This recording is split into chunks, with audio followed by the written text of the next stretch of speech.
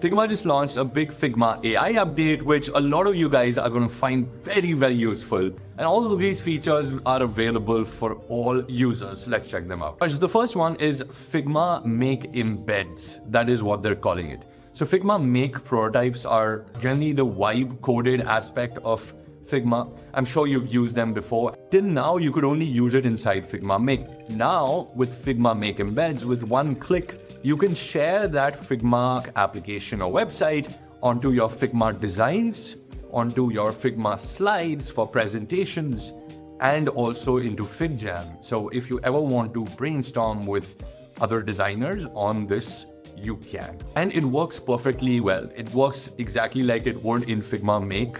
So it's not just a random prototype, it has all the functionality, all the code that you had implemented into it, everything is included in that Figma Make prototype or that vibe coded application. Next few changes are with Figma Make itself. I'm sure you guys have started to use Figma Make or other vibe coded tools. This might excite you. Navigation, of course, is now changed. You can instantly switch between different pages and it's now on top. It's easier to navigate and you can go from one page to the other instantly. The feature I'm most excited about is that it's finally getting select and edit feature. And this is something that other vibe coding tools like Cursor have already implemented. You can now select individual elements, whether it's text, a card, a button, and then edit it, either edit the designs with a quick pop-up window that pops up, like the properties windows in Figma. This will help you edit individual elements, whether it's design or whether it's with the code, without having to chat with the AI once again or without having to prompt once again. Another really essential feature, and I think other tools should get inspired by this, is a to-do or a checklist.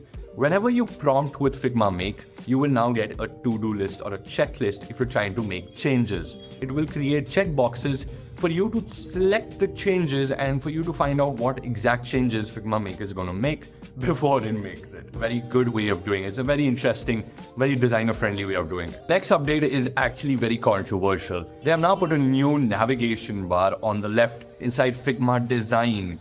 A lot of you guys might have noticed it, but some of you haven't gotten that update yet. Everyone will have a left navigation with quick tasks like search, navigating to different pages, opening up files, etc.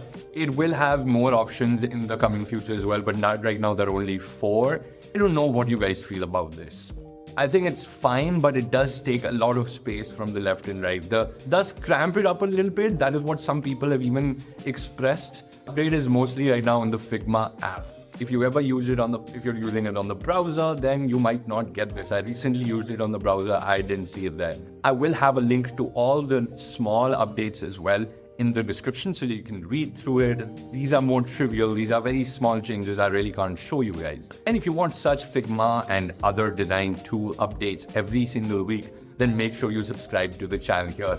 I'm traveling, I'm not in my usual space, but hit the like button if you love the content.